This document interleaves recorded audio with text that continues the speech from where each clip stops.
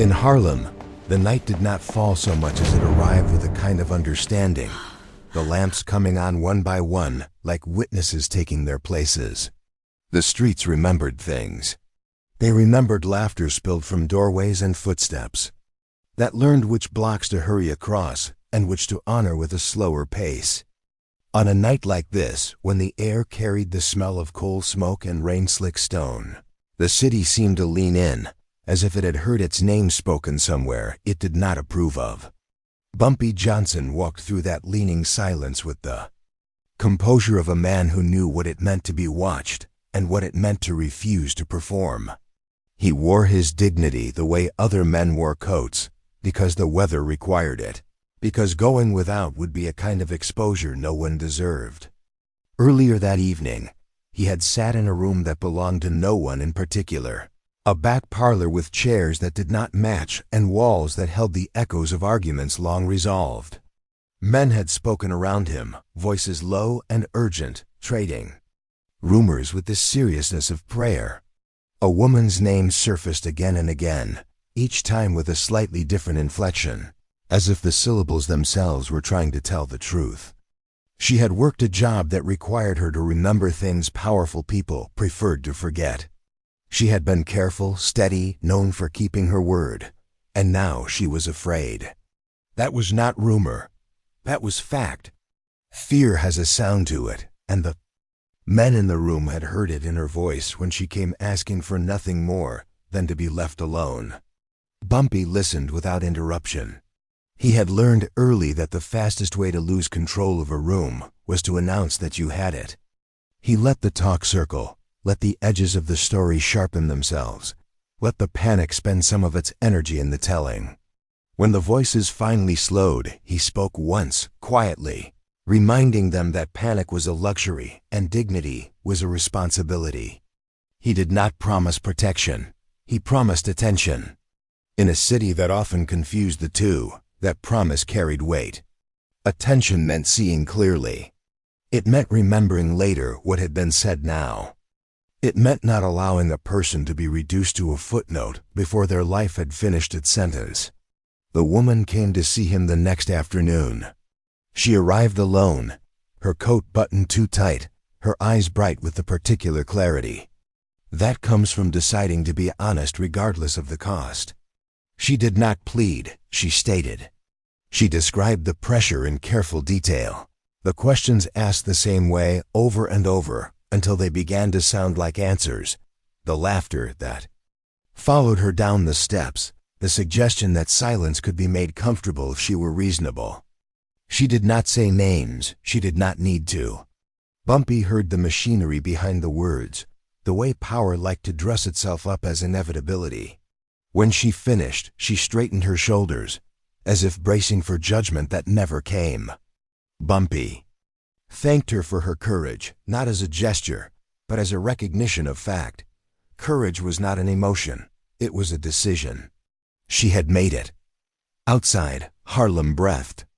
Vendors argued with good humor. Children ran with the careless confidence of the unafraid. Somewhere music slipped through an open window, a trumpet practicing patience. Bumpy walked the woman to the door and watched her step back into the world with a nod that said he saw her still. He did not tell her what to do. He did not tell her what would happen. He told her to keep her dignity close and her schedule unpredictable. He told her to trust her instincts even when men in suits told her instincts were inconvenient. She smiled then briefly, a smile that looked like relief and resolve learning to share the same space. That night, Bumpy did not sleep. Sleep, like silence, is not always restful. Sometimes it is a negotiation you postpone because the terms are not yet clear. He sat by the window and watched the lamps go out one by one, thinking of the ways truth can be cornered and still refuse to kneel. He thought of men who believed that time itself would do their work for them, that if you waited long enough, fear would finish what threats began. He knew better. Time could be an ally or a weapon, depending on who held it. He resolved to hold it gently, firmly, the way you hold something fragile you intend to keep intact. The morning brought rain and a newspaper headline that did not yet exist. It brought errands and meetings and the ordinary choreography of a city that could not afford to pause for anyone's private storm. Bumpy moved through it all with the same measured grace, aware that attention, once promised, demanded consistency. He sent a message where it would be received without fanfare. He listened where listening mattered. He declined an invitation. That felt too convenient by half. And when evening came, he found himself standing beneath a street lamp on a block that had learned to keep its secrets. He watched a window go dark earlier than expected and felt the quiet in his chest shift.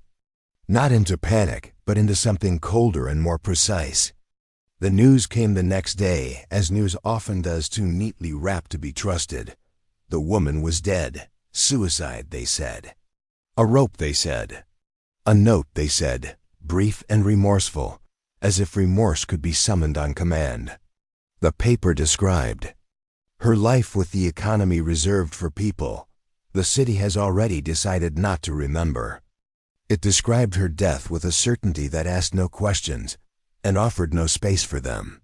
Bumpy folded the paper and placed it on the table where sunlight could not reach it. He did not curse. He did not shout. He sat very still and felt the room change around him, as if the walls themselves had leaned in to hear what he would do next. Injustice does not always announce itself with cruelty. Sometimes it arrives disguised as efficiency. The city moved on. Appointments were kept. Trains ran. Men in pressed suits congratulated themselves on the elegance of their solutions. And yet, Harlem did not move on. It whispered. It counted inconsistencies the way mothers count breaths. It remembered the woman's voice, the way it had steadied when she told the truth. It remembered the pressure, the laughter, the suggestion that some endings were inevitable. 400 people would later say they had felt something wrong settle into the neighborhood like a fog that refused to lift. For now they gathered in kitchens and on stoops, exchanging looks that said the same thing. Naming a thing does not make it so. Bumpy began with the family. He arrived without entourage, without speeches prepared in advance. He sat with them in their grief, not to organize it, not to redirect it, but to honor it. He listened to the stories that do not make papers, the habits, the jokes, the small acts of kindness that reveal a person's shape more clearly than any resume. He listened to the way the family described the woman's fear in the days before her death, the way she checked locks twice, the way she looked over her shoulder at sounds that had never troubled her before. He listened to the way they spoke. Of her resolve, how she had refused to leave town, how she had said running felt like another kind of erasure. When the family asked what could be done, Bumpy did not offer certainty. He offered patience. He offered presence. He offered the assurance. That dignity had not left the room, even if justice had stepped out for a moment. Elsewhere, preparations were underway for an inquest that would prefer to conclude quickly. Conclusions are tidy things. They fit well on shelves. They make men feel accomplished. The room selected for the hearing was large enough to look official, and small enough to manage. Chairs were arranged with the geometry of authority. Documents were stacked and stamped. The narrative was rehearsed. There would be words like consistent and unremarkable and tragic. There would be sympathy expressed in the abstract. There would be no time allotted for discomfort. Power, when it feels secure, hates to be delayed. Bumpy understood the theater even as he refused to participate in it. He prepared not by gathering force, but by gathering clarity.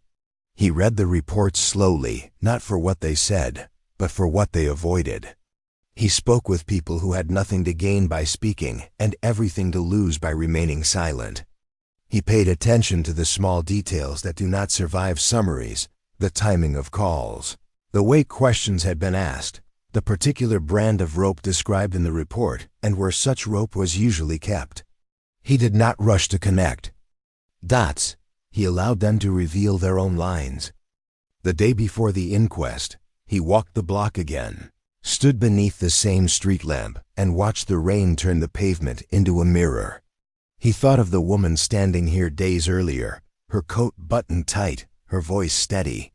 He thought of the difference between loneliness and isolation, of how one could be chosen and the other imposed. He thought of how often the city asked people to mistake the latter for the former.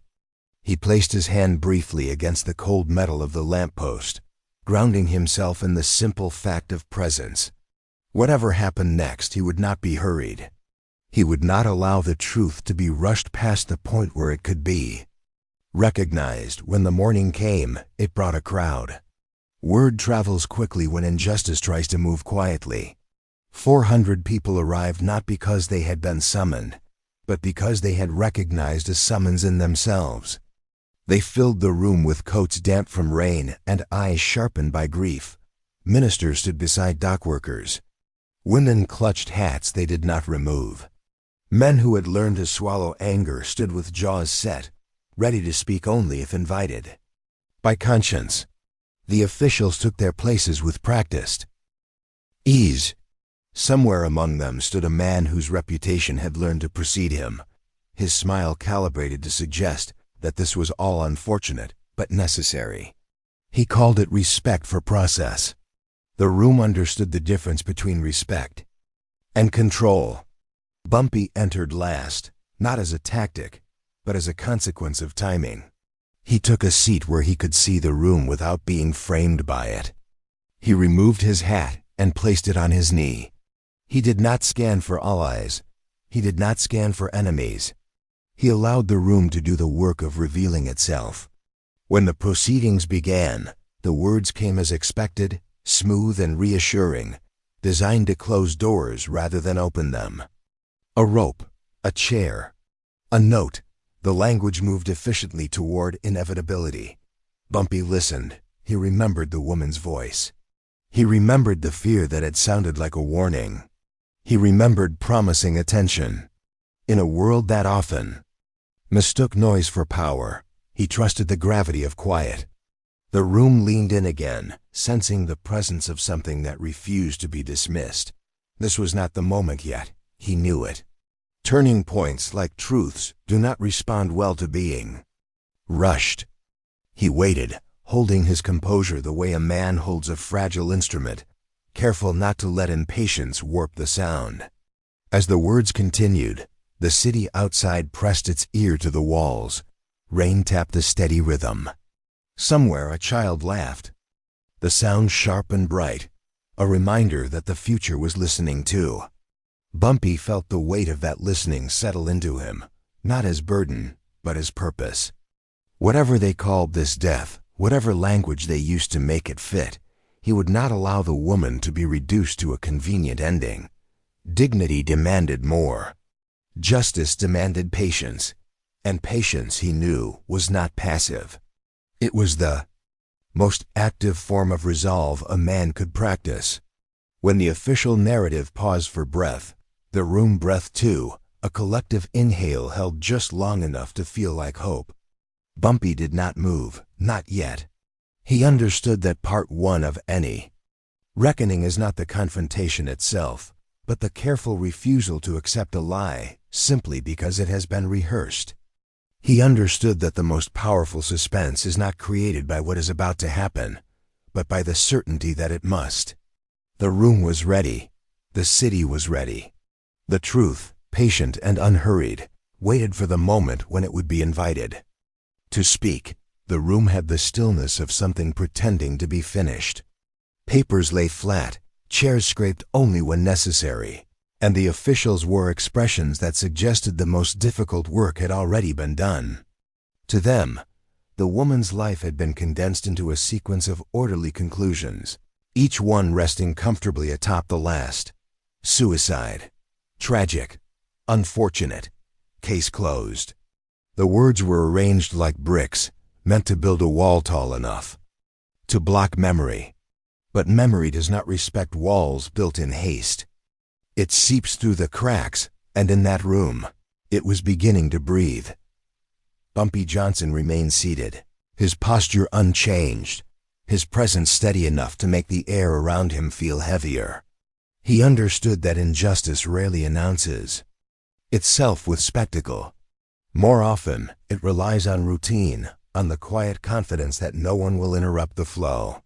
The official spoke again, reinforcing the narrative, circling it like men circling a campfire, warming themselves on certainty. They cited procedure, cited precedent, cited the necessity of moving forward. Each citation carried an implied warning. Do not complicate what has already been decided. Around them, the crowd shifted. 400 people do not shift as one unless something has touched them all. A woman in the third row pressed her hand to her mouth, not to stifle a sound, but to steady herself. A minister closed his eyes, as if listening for guidance that did not come from the front of the room. Men who had learned to survive by avoiding attention felt their shoulders tighten, the old instinct to remain invisible colliding with a newer, louder instinct to be seen. This was not outrage yet, it was recognition. Recognition that the truth was being hurried out of the building. Bumpy felt it too, that tightening, but he did not mistake it for urgency. He had learned long ago that the most dangerous moments are not the loud ones, but the quiet moments when everyone assumes the outcome is inevitable. He watched the officials exchange glances, watched the confidence ripple between them like a shared joke. He watched a man in a tailored suit whose reputation had traveled faster than he did lean back slightly, as if already disengaging from the room. Dutch Schultz did not look worried. He looked bored. Boredom, Bumpy knew, was the luxury of men who believed consequences belonged to other people. The testimony continued. A doctor spoke again, repeating himself with the calm of someone accustomed to being believed.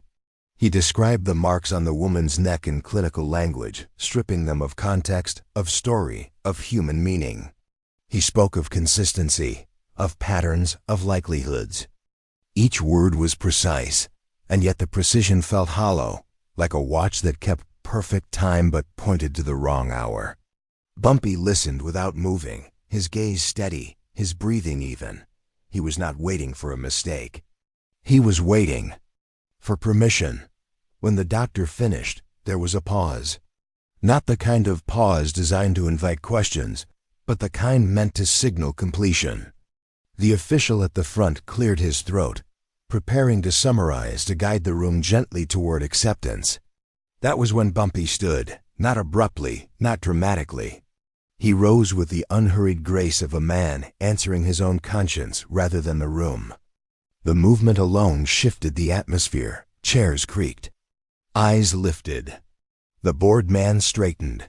Bumpy asked politely for the opportunity to ask a question. The request was so reasonable it could not be denied without revealing too much. Permission was granted with a nod that suggested impatience rather than concern. Bumpy turned toward the doctor, his expression calm, almost curious, as if they were colleagues engaged in a shared pursuit rather than adversaries standing on opposite sides of a line. He began not with accusation, but with clarification. He asked the doctor to describe the rope burns again, slowly this time. The doctor complied, his voice steady, his language careful. Bumpy listened, nodding once, then asked whether gravity typically leaves marks that travel upward or downward. When a body is suspended, the question was simple, too simple. The doctor hesitated, then answered, "Downward, of course." Bumpy thanked him, then asked why the photograph showed marks that traveled horizontally, unevenly, as if pressure had been applied and released rather than sustained. The room leaned forward. The doctor frowned, flipping through notes, searching for a phrasing that would restore certainty. Bumpy did not stop. He asked about bruising beneath the jaw, about discoloration inconsistent with hanging, about the absence of fiber embedding where it should have been most pronounced. Each question was delivered without heat, without triumph. He was not prosecuting. He was inviting the truth to step out from behind the language that had been used to conceal it. The doctor's answers grew less confident, more conditional. Words like possible and unclear began to appear. Small cracks forming in the wall of inevitability. A murmur rippled through the crowd. Not loud enough to be called disruption, but strong enough to be felt. This was the sound of people, realizing they were not imagining things, that their unease had a shape, that the story they were being asked to accept did not account for what their instincts had already recorded. Bumpy felt this shift and allowed it to settle. He knew better than to rush the moment. Suspense, when handled with respect, does its own work. Dutch Schultz cleared his throat. The sound cut through the room like a snapped wire. He offered a laugh that landed poorly, a remark about amateurs misreading evidence, about people seeing what they wanted to see. He spoke with the confidence of a man used to controlling rooms with charm and volume. Bumpy turned toward him slowly, not with anger, but with something more unsettling, attention. He did not raise his voice. He did not correct him. He said only that truth does not improve with repetition, and that certainty, when borrowed, accrues. Interest. The words hung in the air, quiet and heavy. Schultz said nothing more.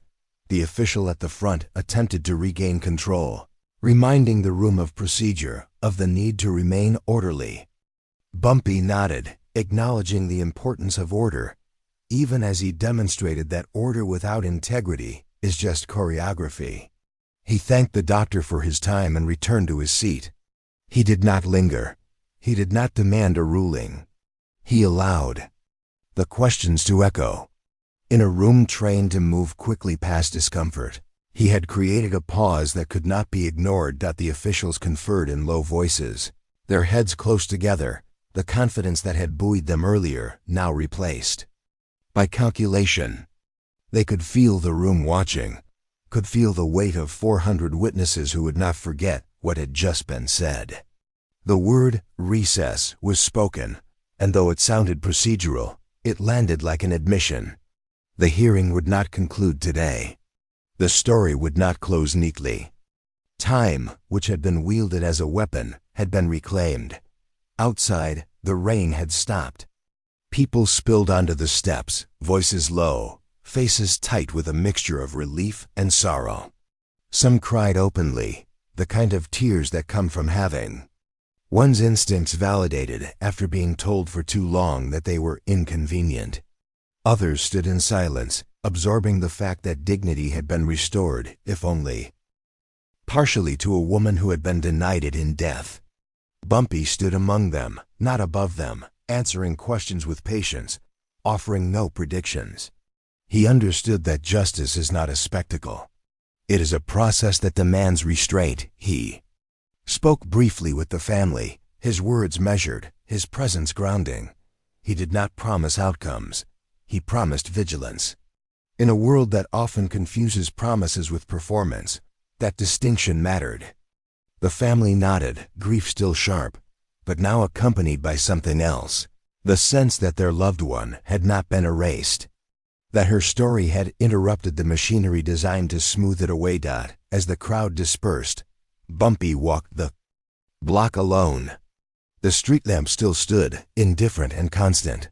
He paused beneath it, listening to the city resume its rhythm. Somewhere music drifted again, tentative but persistent.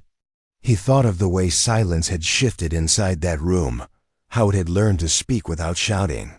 He knew the road ahead would not be easy. Men who lose control rarely do so quietly. But he also knew something had changed. The truth had been invited in, and once invited, it does not leave easily. That night, headlines softened. Language grew cautious.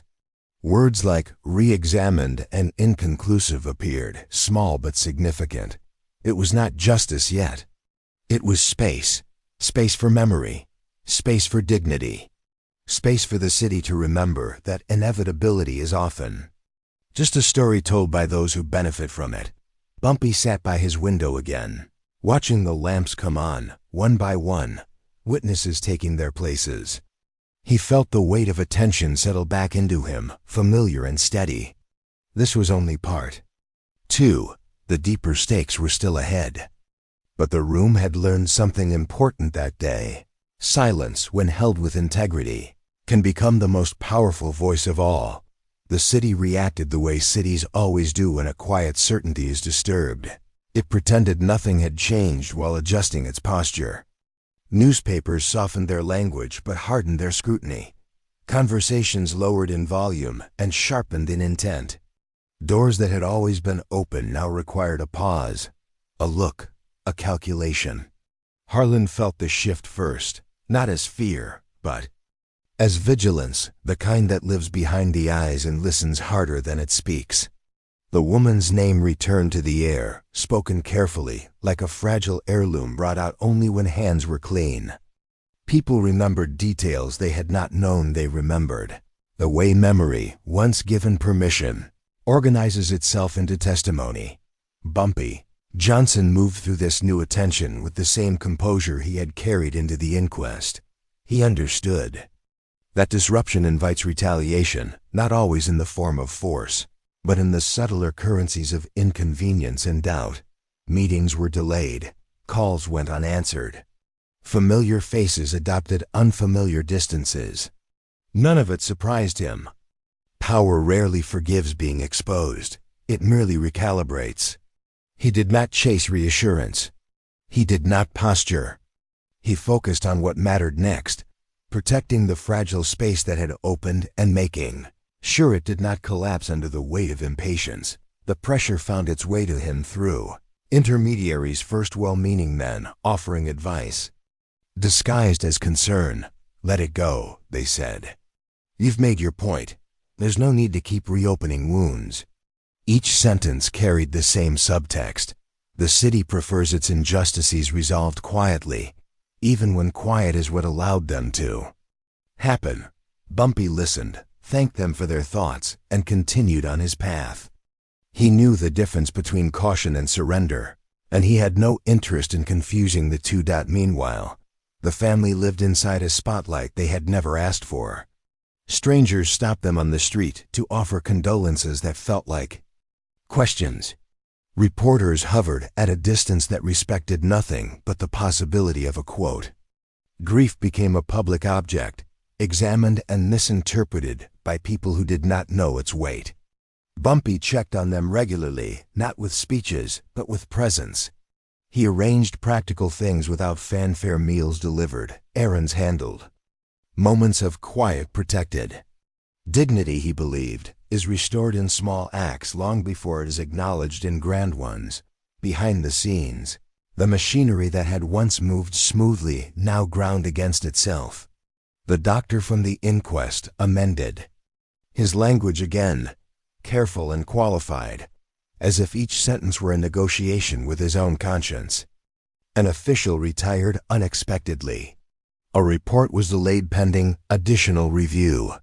None of it amounted to justice yet, but together it formed a pattern that could not be dismissed. Someone somewhere was counting the cost of certainty. Dutch Schultz felt it too. He had built his reputation on momentum, on the idea that he was always moving faster than consequence. Now he found himself slowed by questions that refused to be rushed past. Invitations cooled. Deals required more signatures than before. Men who had once laughed at his jokes now measured their responses. He told himself it was temporary, that the city would tire of moral exercises and return to business. Still, he watched Bumpy more closely, the way a man watches a quiet river after realizing it has been eroding the bank all along. The first real threat arrived not with violence, but with suggestion. A rumor circulated, carefully crafted, that Bumpy was exploiting tragedy for influence. It was the kind of rumor designed to sound reasonable, to lodge itself in the minds of people who wanted an excuse not to care. Bumpy heard it repeated back to him by a man who thought he was being helpful. He thanked the man and asked him a question in return. Who benefits if the story becomes about motives rather than facts? The man had no answer. He did not need one. The question did its work. Suspense does not always live in the anticipation of action. Sometimes it lives in the waiting, in the knowledge that a reckoning is assembling itself piece by piece. Bumpy felt that assembly happening around him. Witnesses who had been silent reached out quietly, not to make statements, but to ask whether it mattered what they had seen. He told them the same thing every time. Truth matters most when it is told without expectation of reward. Some nodded and disappeared back into their lives. Others stayed, gathering courage like a resource they had been taught to ration. One evening, as the city settled into a tense calm, Bumpy was invited to a private meeting in a room that smelled of old wood and ambition. The invitation was polite, almost deferential, the kind that pretends to offer dialogue while measuring leverage. He arrived on time and took a seat without comment. Across from him sat men who believed themselves to be stewards of stability. They spoke of reputations, of unintended consequences, of the danger of letting emotions guide public processes. They spoke as if justice were a favor that could be withdrawn. Bumpy listened, hands folded, eyes attentive. When they finished, he said very little. He acknowledged their concerns. He thanked them for their candor. Then he asked a single question, delivered without challenge or heat. If stability requires the erasure of truth, what exactly is being stabilized? The room went quiet. One man shifted. Another looked away. No one answered. Bumpy stood, nodded once and left. He did not need their agreement. He needed their discomfort. Outside, the air felt cleaner. He walked a familiar route, past the street lamp that had become a marker of resolve rather than tragedy. He thought of the woman's courage, of how she had chosen honesty without knowing who would stand with her afterward. He thought of the cost she had paid and the cost others were now being asked to consider. Justice, he knew, does not arrive as a gift. It arrives as a bill. The turning point of this chapter did not announce itself with drama. It arrived in the form of a document, quietly released late on a Friday, its language careful, its implications unmistakable. The cause of death would be reclassified as undetermined, pending further investigation. The words were modest. The impact was not. The city exhaled, not in relief, but in recognition. The story had shifted from conclusion to question, and questions are dangerous to people who prefer endings they can control. For the family, the reclassification was not closure, but it was acknowledgement. Tears came, not because the pain had eased, but because someone had finally said, out loud, that their doubt was reasonable. Bumpy sat with them again, the room heavy with a grief that had been carrying itself alone for too long. He said nothing profound. He did not need to. Sometimes the most powerful reassurance is the simple refusal to look away. Dutch Schultz read the notice twice, then a third time. He felt the ground move beneath a structure he had assumed was permanent. He considered his options, each one narrower than the last. He understood now that the danger was not exposure alone, but the precedent being set, that quiet authority could interrupt momentum without raising its voice. He did not confront Bumpy. He did not need to. The confrontation had already happened. In rooms and documents and silences that could not be undone. As the city absorbed the news, conversations changed. People spoke more carefully, but also more honestly. The idea that truth could be delayed indefinitely lost some of its power. Bumpy watched it all from his window as night fell, the lamps lighting up again, witnesses taking their places. He knew the hardest part was still ahead. Investigations bring their own cruelties. Vindication, if it comes, never arrives clean. But something essential had been reclaimed. The right to ask, to doubt, to insist that dignity not be sacrificed for convenience. The kind that settles into a man and refuses to be shaken by fatigue or flattery. Bumpy understood that the final chapter would demand restraint more than force, patience more than spectacle. He welcomed that demand. He had learned long ago that the most powerful stories are not those that end with victory, but those that end with respect restored and the truth standing quietly where everyone can see it.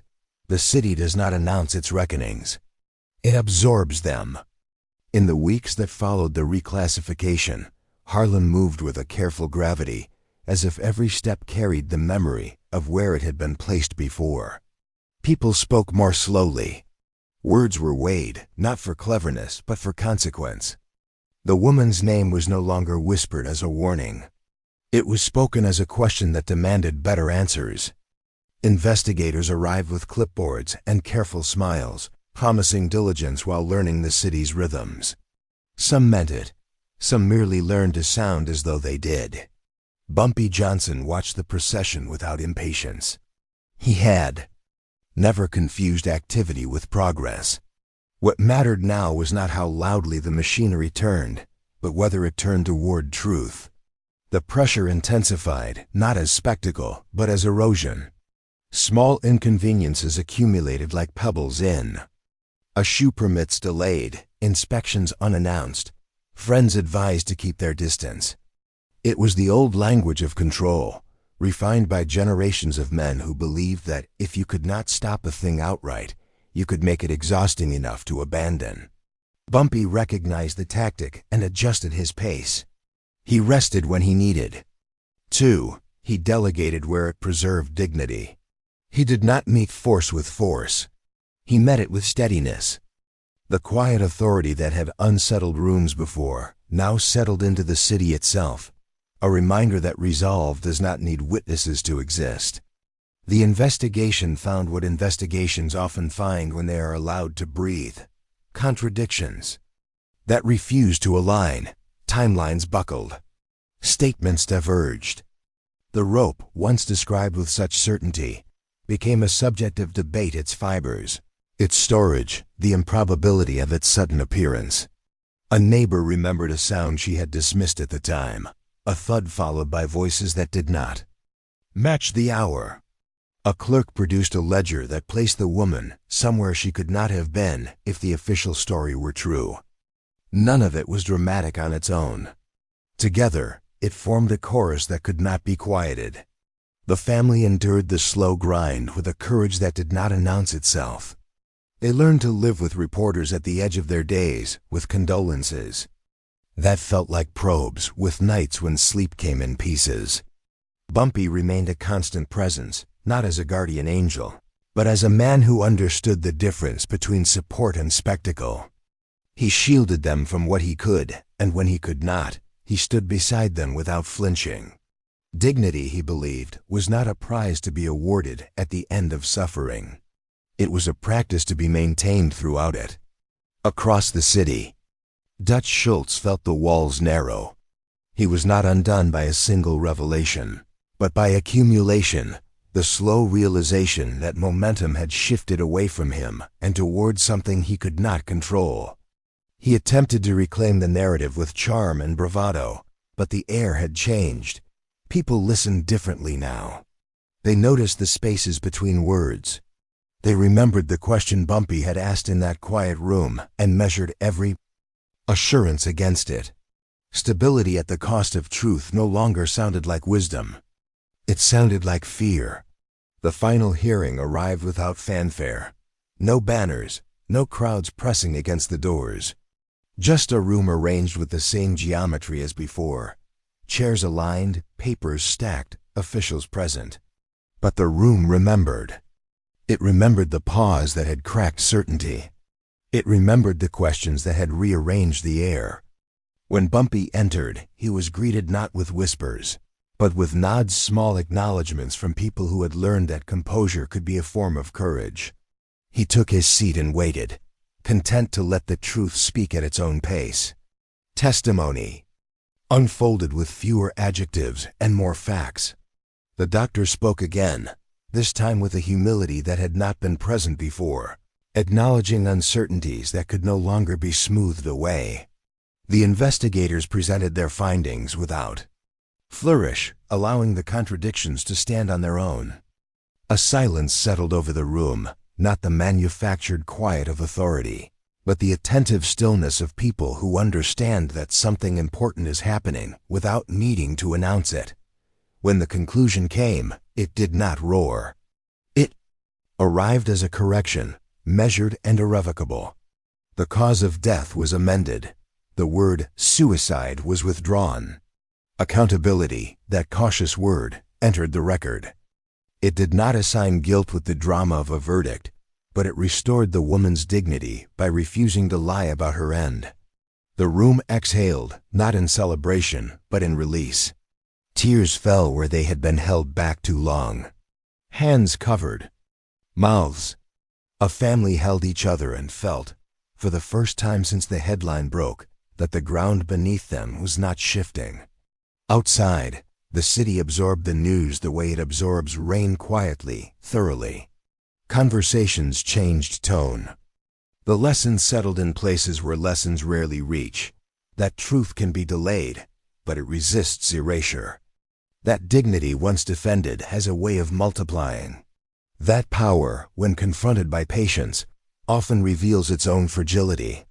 Bumpy walked the familiar block as evening fell, the street lamp casting its steady light. He paused beneath it, not to mark a victory, but to acknowledge a passage. The woman's name had traveled a hard road back to respect, and the road would not vanish simply because it had been walked once. In the days that followed, life resumed its ordinary demands. Children ran. Music practiced patience. Vendors argued with good humor. The city did not become just overnight. It never does. But it remembered. It remembered that a quiet man had refused to accept a neat lie, that he had changed the shape of a room with questions delivered in a steady voice, that he had understood justice not as a performance, but as a responsibility. Bumpy did not give interviews. He did not seek credit. He returned to his routines, to the practice of attention he had promised at the beginning. The family found a measure of peace that did not erase grief, but allowed it to rest. They spoke the woman's name without flinching. They told her stories as continuations rather than footnotes. They understood that while no outcome could restore what had been taken, the refusal to lie about it mattered more than they had known how to hope for. Bumpy visited less often, not because the bond had weakened, but because it had done its work. Presence, when offered honestly, knows when to step back. Years later, people would remember the case not for its headlines, but for its lesson. They would remember how silence learned to speak without shouting, how patience dismantled certainty, how dignity was restored not by force, but by insistence. They would remember that justice, when it arrives, often does so quietly, asking only that we recognize it and keep it company long enough to stand. On a night much like the first, Bumpy stood by his window and watched the lamps come on, one by one, witnesses taking their places. He felt the familiar weight of attention settle into him, not as burden, but as affirmation. The city had learned something it would not easily forget. And in that learning, the woman's life, once threatened with erasure, had become a measure. A reminder that the most powerful endings are not those that close a story, but those that return it to the truth and leave it standing there, dignified, in the light.